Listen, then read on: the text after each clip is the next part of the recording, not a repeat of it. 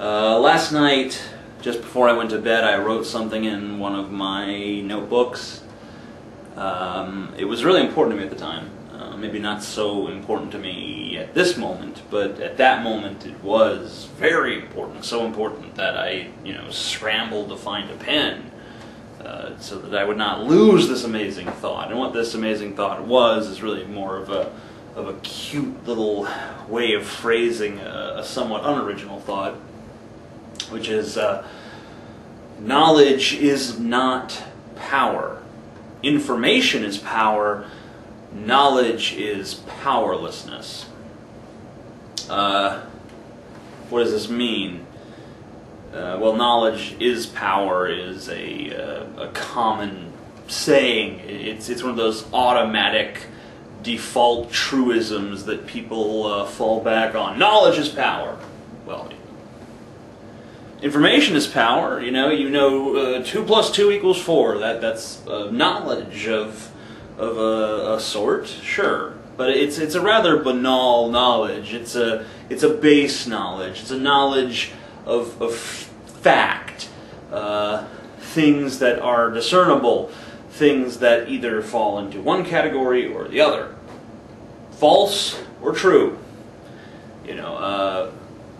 You mix hydrogen and oxygen, and you wind up with H2O, which is water, and that's all well and good. That's a fact. It's information. That's what I consider to be information. When we're talking about knowledge, I think of something a little bit more grandiose. Why are we here? What is our purpose? What are the great philosophical questions? Is this real? Are my memories reliable? Can I love others? Do others love me?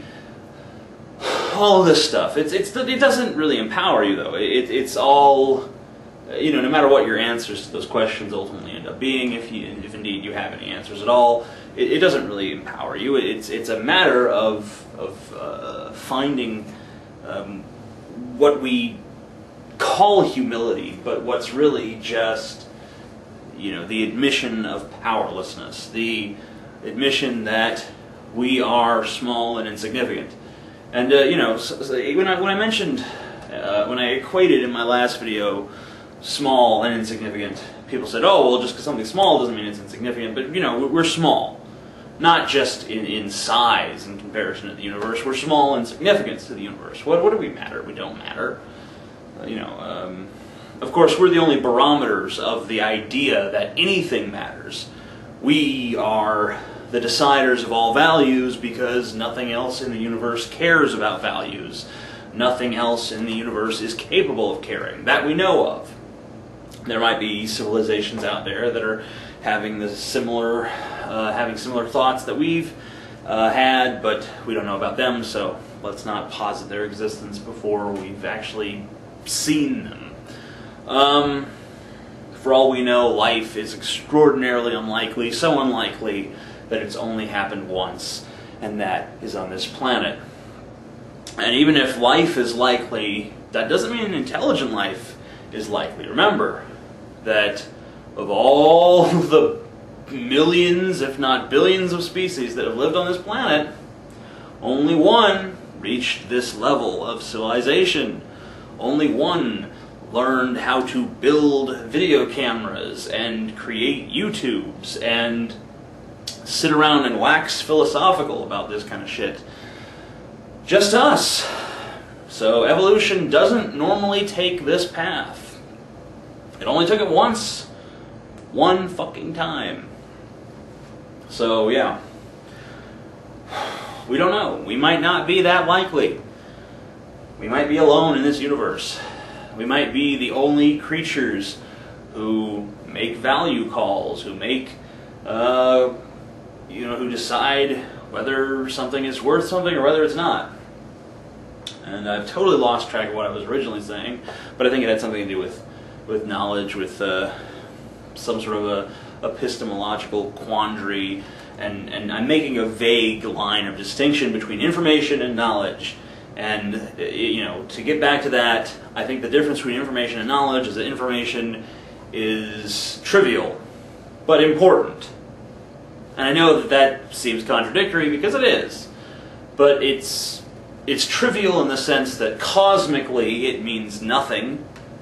But in practical, everyday life, it is important. It means something. It is actually useful. Knowledge is the opposite. Cosmically, it may be hugely significant. Why are we here? What is our purpose, if anything?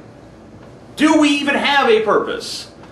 These questions are hugely significant, and yet they really don't have much practical use. So that's how I make a distinction between information and knowledge, and I know that it's a rather pitiful distinction indeed. The line is sort of blurry, and you might wonder why such a distinction needs making in the first place. I don't know, but I feel like it does. Maybe one of these days I'll be smart enough to come up with a reason why it should be so. But right now it's just an instinctual thing. But I want to talk about souls, I guess. I think about souls a lot.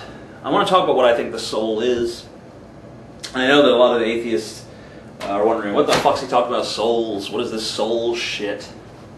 Well, when I talk about souls, I'm not talking about immortal souls, about something that is removed from your physical self, that carries on your existence after you die.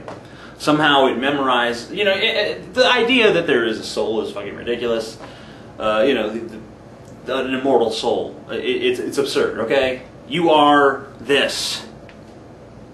What is yourself removed from your skin, from your nervous system, from your beating heart and your breathing lungs and your physical appearance and the mental landscape that you have created here? What is it with all those little neurons firing and all those chemicals bouncing around in your brain? What are you without all that? You're nothing! Nothing! I mean, okay, whatever. But I think there is an idea there that a human being is more than the sum of their parts. Here's a brain, and by itself, maybe it's nothing special, because it has nothing to do. Put a brain in a jar, and all it's going to do is, come up with some crazy fantasy world. We're going to, live in the Matrix. Put it in a body, and all of a sudden it has all these options. It's regulating a heartbeat, regulating breathing, regulating all sorts of stuff, feeling pain, moving limbs, interacting with physical reality. That's fucking amazing. I consider human beings souls. We are soul. Soul is what I think of as a stand-in for the concept of self. I think soul is a lot more accurate than self to describe what we are. Because self as a concept is really the idea of a person sitting in a movie theater somewhere in your head watching all of this unfold, but that's not accurate. I mean, right now, I'm aware of so many things. I'm aware of the temperature in the room. I'm aware of air from the air conditioner blowing on me. I'm aware of the posters on my wall and the colors of my wall. I'm aware of the fact that I'm being filmed. I'm aware that my hair feels kind of greasy. I'm aware that I don't like this shirt. I'm aware that I have indigestion. I'm aware that I'm tired and my eyes feel somewhat heavy. I'm aware of so much stuff right now. And all simultaneously. And we don't even really think about all the things that we're aware of at any given time. And it's amazing that our minds can juggle all of this. And that awareness is not self, it is soul. And maybe you find this to be another pointless distinction, but there is no self. Self is a perceptual construct. You know, we have all this information and it's all being perceived and cataloged, and we're having emotional responses to it, and we have to create an identity that can experience all of this. And we call that identity self, and we say, that's me. But there is no me, really. There is soul. There is just the cumulative awareness of all this. And that construct of self is an illusion. Now, and that shouldn't bother you. It bothers some people when they first try to wrap their minds around it. But it shouldn't really bother you because, you're never going to get rid of the illusion of self. And that's all that really matters. It's just your way of understanding what you are, and that's fine. Nothing wrong with the experience of self. It's quite gratifying to experience self. That's why a lot of people have an inflated sense of self. We call these people egotistical at worst, or confident at best. And it's a magical experience. But that to me is soul. And I don't think that it outlives the body. I think that it's the result of the physical. Everything is physical. There's nothing that isn't physical. And people want to think of thoughts as this ethereal thing, but they're not. They're physical things. They are the product of physical processes. And that's kind of wonderful, really, to think that everything is material.